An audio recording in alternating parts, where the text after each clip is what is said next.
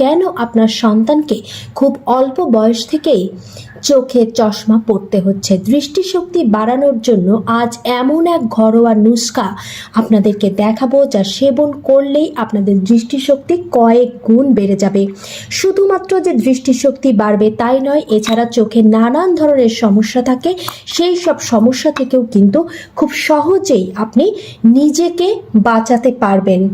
আসলে দৃষ্টিশক্তি কেন কমে যায় এই তথ্য অনেক মানুষের কাছেই একদমই পরিষ্কার নয়, আর সে কারণেই তারা অনবরত ভুল করে চলেছেন।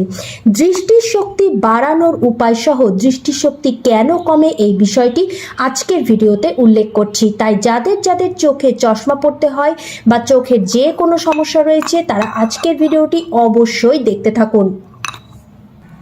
তবে অনুরোধ করব, যেহেতু এই সমস্যাটি অনেকের রয়েছে, তাই আপনি যদি ভিডিওটি দেখতে পান তাহলে অবশ্যই ভিডিওটি শেয়ার দিয়ে দিন, যাতে আপনার মতো অনেকেই এই তথ্যগুলো জানতে পারে এবং সেই অনুযায়ী ব্যবস্থা গ্রহণ করে সুস্থ হতে পারে। আসলে দৃষ্টিশক্তি কমে যাওয়ার একটা অন্যতম কারণ হলো আমাদের শরীরে অতিরিক্ত পরিমাণে চিনি বা গ্লুকোজের পরিমাণ বৃদ্ধি পাওয়া। যেমন ধরুন জাঙ্ক ফুড শুধুমাত্র যে হার্টকেই দুর্বল করে তা নয়, জাঙ্ক ফুড কিন্তু চোখের অনেক ক্ষতি করে থাকে। উচ্চমাত্রার এইসব কার্বোহাইড্রেট ও চিনিযুক্ত খাবার শরীরের ভেতর ভেঙে সাধারণত চিনি বা গ্লুকোজে পরিণত হয়। চিনি বা গ্লুকোজের আধিক্যের ফলে চোখের রক্তনালী বিশেষ করে ক্ষতিগ্রস্ত হয়। এছাড়া প্রসেসড ফুড যারা খেয়ে থাকেন, যেমন চিজ, বার্গার, ডোনাট, এই সব খাবারগুলো কিন্তু চোখের রক্তনালীতে চর্বি জমা করে, যার ফলে সময়ের সাথে সাথে দৃষ্টিশক্তি কমতে থাকে। তাই আজকালকার বাচ্চাদের, বিশেষ করে টিনেজ বয়স থেকেই দেখা যায় যে দৃষ্টিশক্তি কমতে শুরু করেছে। আরেকটি ব্যাপার হলো বাচ্চাদের অলস চোখ বা লেজি আই। আপনার বাচ্চার 2-3 বছর হলেই বুঝতে চেষ্টা করুন যে তার লেজি আই আছে কিনা। লেজি আই কিন্তু বাচ্চার মা বা বাচ্চা নিজেও অনেক পরে বোঝে, যখন সে স্কুল যাওয়া শুরু করে। কিন্তু লেজি আই সমস্যাটি যদি আপনি তার স্কুলে যাওয়ার আগে থেকেই, অর্থাৎ 2 বছর বয়সে যদি ধরতে পারেন, তাহলে খুব সহজেই তার দৃষ্টিশক্তি স্বাভাবিক করতে পারবেন। লেজি আই মানে হচ্ছে সে একটা চোখকে কোনোভাবেই কাজ করায় না, বা তার একটা চোখ কাজ করে না এবং অন্য একটি চোখ কাজ করে, কিন্তু বাচ্চাটা মনে করতে থাকে যে তার দৃষ্টিশক্তি হয়তো এটাই স্বাভাবিক গতি। কিন্তু তাকে যদি একটা চোখ বন্ধ করিয়ে আর একটা চোখ খুলে যদি তাকে এইভাবে টেস্ট করান যে সে দেখতে পাচ্ছে কিনা, তাহলে কিন্তু বাসাতেই আপনি বুঝতে পারবেন যে দৃষ্টিশক্তি তার স্বাভাবিক রয়েছে কিনা। এই রকম সমস্যাগুলো খুব সহজেই আইডেন্টিফাই করার চেষ্টা করলে দেখবেন যে তাড়াতাড়ি বুঝতে পারছেন যে সমস্যাটা কোথায় এবং আপনাকে কি অনুযায়ী ব্যবস্থা গ্রহণ করতে হবে। আজকের যে রেমেডিটি দেখাচ্ছি, এটি কিন্তু লেজি আইয়ের জন্য কাজ করবে। তবে লেজি আইয়ের যদি ধরা পড়ে থাকে, অর্থাৎ একটা চোখে বাচ্চা কাজ করছে না আর একটা চোখ দিয়ে দেখছে, সেক্ষেত্রে কিন্তু আপনার উচিত সেই বাচ্চাটি যে চোখে কম দেখছে বা যে চোখটিকে সে কাজ করাচ্ছে না, সেই চোখটি দিয়ে সর্বক্ষণ তাকে কাজ করাতে হবে এবং দিনে অন্তত 15 থেকে 20 মিনিট তার সবসময় ওয়ার্ক করা ভালো চোখটিকে একটি কোনো কটন বল দিয়ে তার ওই ভালো চোখটিকে বন্ধ রেখে যে চোখটি কম কাজ করে সেটি দিয়ে তাকে কাজ করানোর জন্য। এতে করে তার অলস চোখটি কাজ করতে শুরু করবে। এছাড়া চোখের নিয়মিত এক্সারসাইজ করতে হয়, অর্থাৎ 20 মিনিট পর পর আপনি 20 মিটার দূরত্বে 20 সেকেন্ড করে তাকিয়ে থাকবেন। এটা কিন্তু চোখের জন্য খুবই ভালো। এই কাজটা প্রত্যেকেরই করা উচিত, কারণ এখন আমরা সবাই গেজেট ব্যবহার করছি। ইলেকট্রনিক গেজেটের পাশাপাশি আরেকটি কাজ যেটা আমরা করছি সেটা হচ্ছে চোখের যত্ন নিচ্ছে না, যেমন ঘন ঘন চোখ ঠান্ডা পানি বা জল দিয়ে ধুয়ে ফেলা।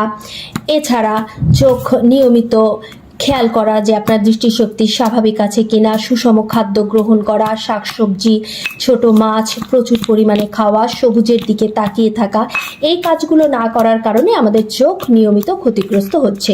এছাড়া পারিবারিক ইতিহাস অবশ্যই রয়েছে, হেরিডিটির কারণেও কিন্তু চোখের ক্ষতি হয়ে থাকে, যা জন্মগতভাবেই হচ্ছে। এটা আপনি চেষ্টা করলেও আটকাতে পারবেন না। তবে আপনি যেটা আটকাতে পারবেন তা হলো যাতে ক্ষতিটা খুব বেশি না হয়, দৃষ্টিশক্তি যেন খুব কমে না যায়, সেই ক্ষমতাটি আপনার হাতে রয়েছে। তার জন্য আপনি এই ধরনের রেমেডি গ্রহণ করতে পারেন।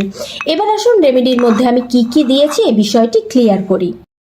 এখানে আমি নিয়ে নিয়েছি কাঠবাদাম। কাঠবাদাম কেন নিয়েছি? কারণ কাঠবাদাম বিশেষ করে দৃষ্টিশক্তির উন্নতি করে। এর মধ্যে প্রচুর পরিমাণে রয়েছে ভিটামিন ই এবং অ্যান্টিঅক্সিডেন্ট, যা দৃষ্টিশক্তির উন্নতি করার পাশাপাশি চোখের বিভিন্ন সমস্যা যেমন গ্লুকোমা থেকেও কিন্তু আপনাকে বাঁচাবে।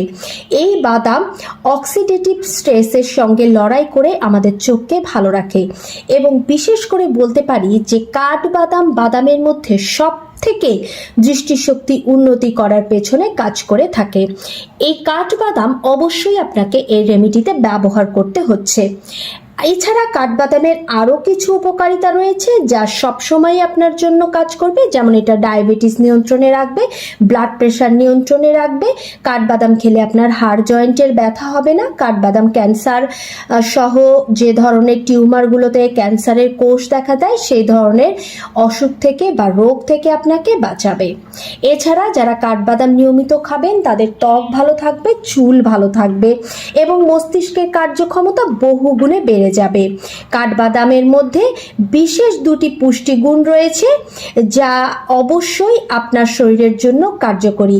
এর মধ্যে রয়েছে রিবোফ্লাভিন ও এল ক্যারোটিনিন, যা অবশ্যই আমাদের মস্তিষ্কের কার্যক্ষমতা বাড়িয়ে দেয়। এটি স্মৃতির শক্তি যাতে বৃদ্ধি পায় সেই কাজও করে। কেবল দৃষ্টিশক্তি নয়, স্মৃতিভ্রম থেকে আমাদের বাঁচায়।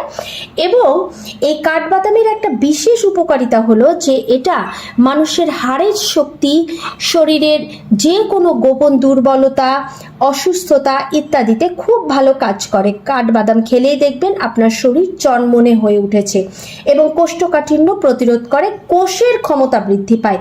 কোষের কার্যক্ষমতা বৃদ্ধি পাওয়া মানেই কিন্তু আপনার শরীর প্রাকৃতিকভাবে অটোমেটিক্যালি সুস্থ থাকা। এই হলো কাঠবাদামের উপকারিতা। এবার আসি যে দ্বিতীয় উপাদানটা, সেটা হচ্ছে মৌরি। মৌরি কেন এতে দিয়েছি? মৌরির কাজটা কি?